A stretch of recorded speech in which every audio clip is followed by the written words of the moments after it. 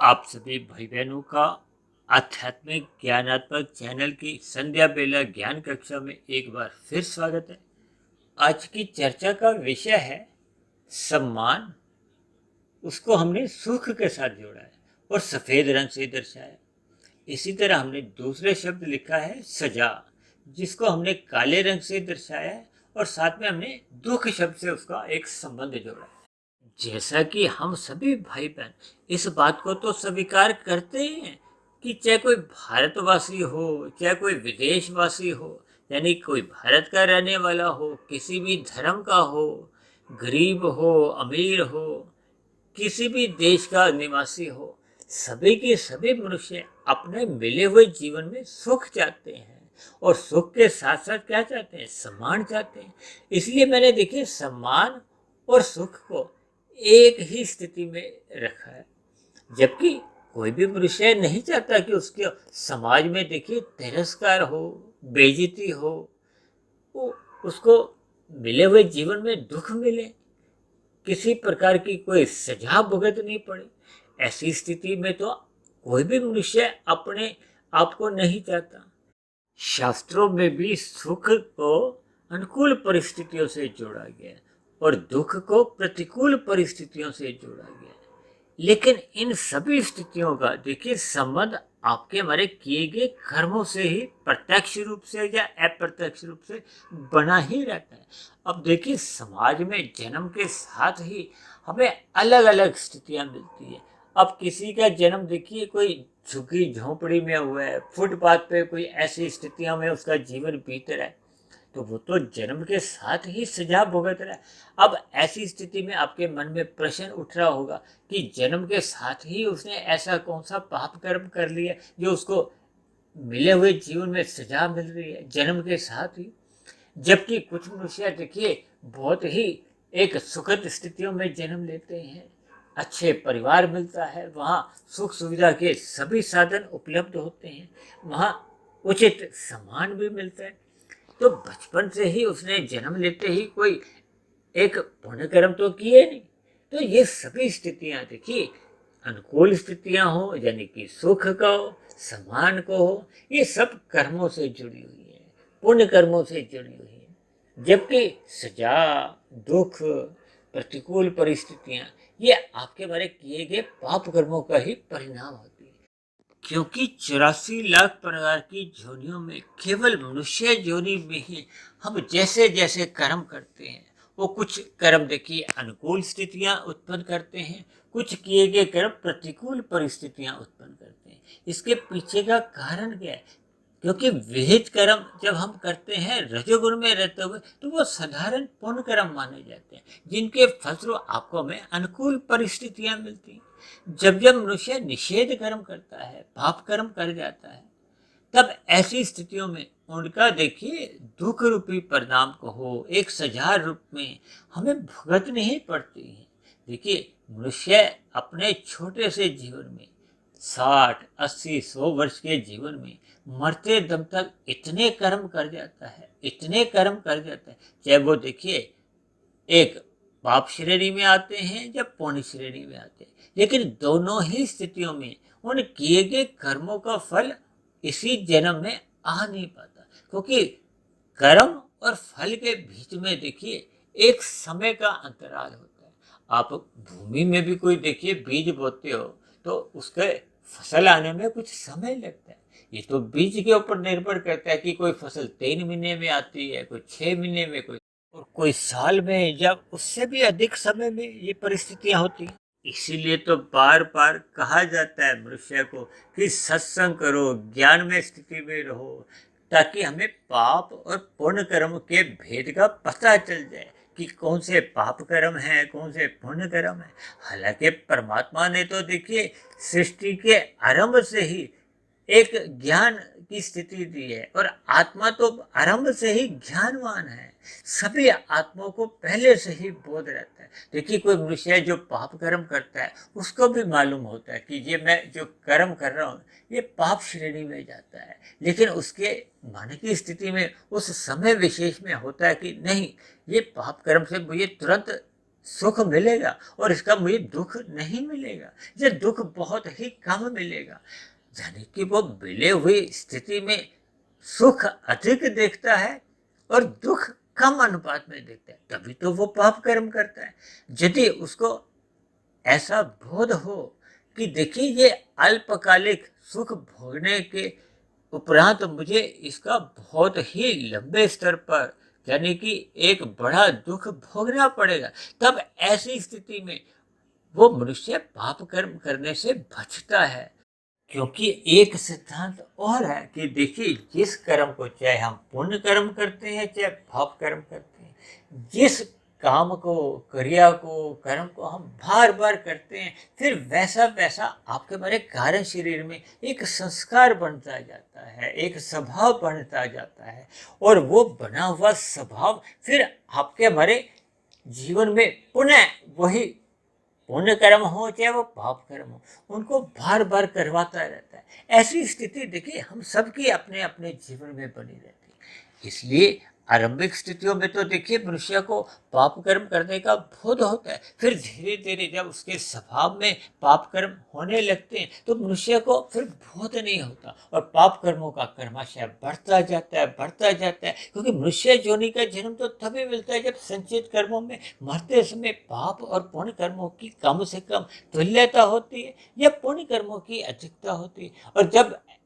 पुण्य कर्मों की न्यूनता रह जाती है, पाप कर्मों की अधिकता बन जाती है, तब ऐसी स्थितियों में उन किए गए पाप कर्मों के दुख रूपी फल भोगने के लिए यानी कि सजा भोगने के लिए फिर जो नीचे की जो 80 लाख प्रकार की जोनियां हैं वहां जाना पड़ता है। देखिए, जो भी आज नीचे की जोनियों में जितने भी आपको जीव दिखते हैं, ये भी आपके हमारे जैसे कभी ना कभी किसी ना किसी युग में मनुष्य जोनि में ही थे। इन्होंने भी जब अपने मिले हुए जीवन में सत्संग नहीं किया था, शास्त्रों का अध्ययन नहीं किया था और प्रकृति के भोगों को अमर्यादित ढंग से भोगते हुए पाप कर्म अधिक कर दिए थे और अपना पाप कर्मों का कर्माशय बिगाड़ दिया था, जिसके फलस्वरूप आज उनको नीचे की जोनियों में वो सजा ही भुगतनी पड़ रही। ये तो परमात्मा की एक विशेष कृपा उन सभी जीवों पर भी बनी रहती कि उन सभी जोनियों के जीवों को परमात्मा ने सजा भुगतने के लिए, दुख भोगने के लिए क्रमशः अचेत रखा हुआ है।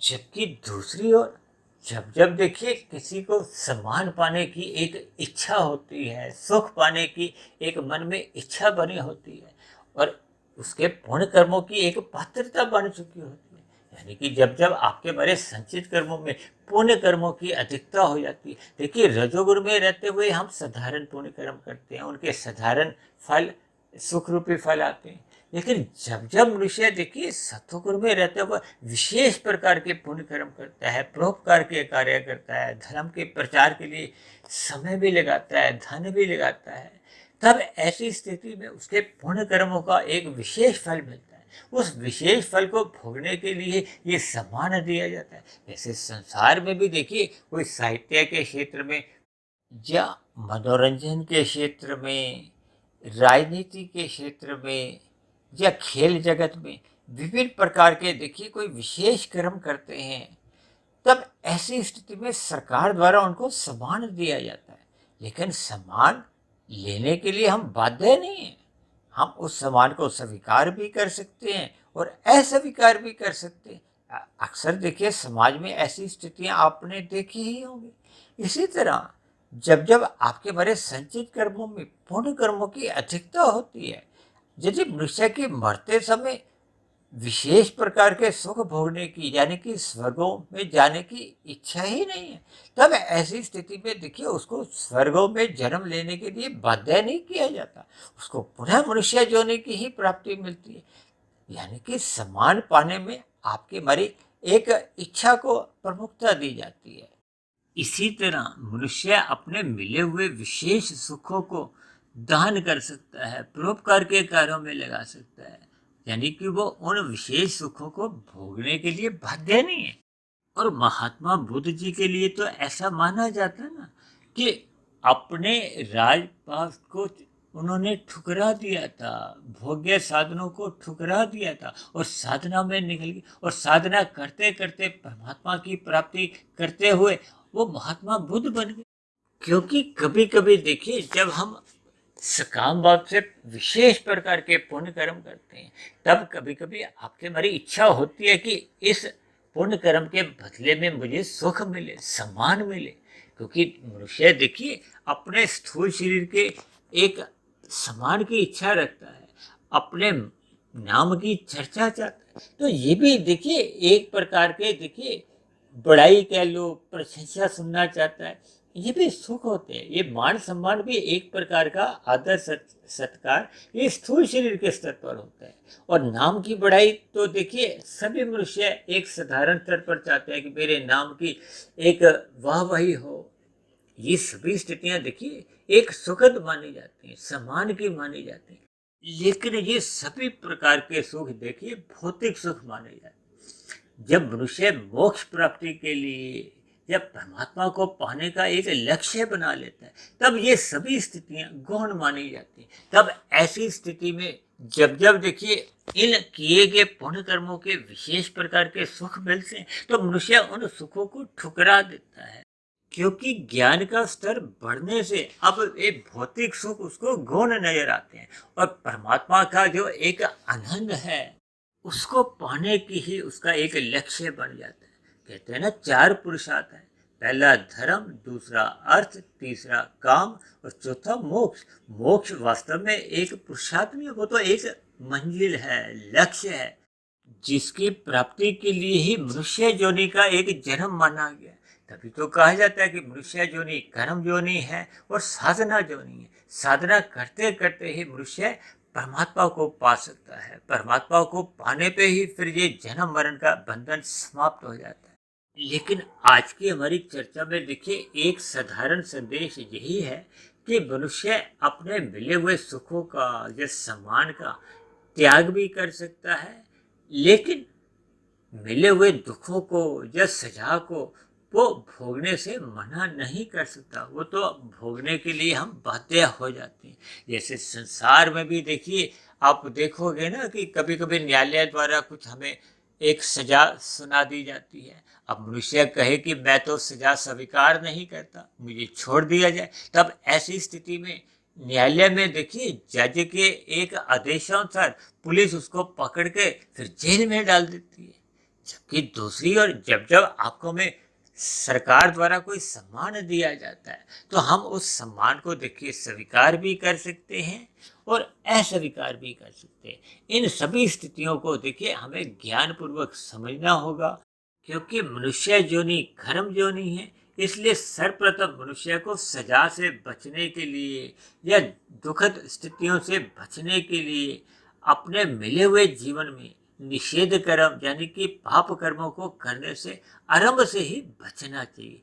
जबकि ये भी एक कटु सत्य है कि मनुष्य को देखिए पाप कर्मों का, पुण्य कर्मों का जो एक विशेष ज्ञान है तभी हो पाता है जब मनुष्य अपने मिले हुए जीवन में निरंतर सत्संग करता रहता है, ज्ञान में स्थिति में रहता है, सत्वगुण का अधिक संग करता है, रजोगुण का संग मात्र एक मर्यादा में करता है। जब जब रजोगुण आपका हमारा मर्यादा में रहता है, तो मनुष्य की फिर तमोगुण में गिरने की संभावना समाप्त हो जाती है।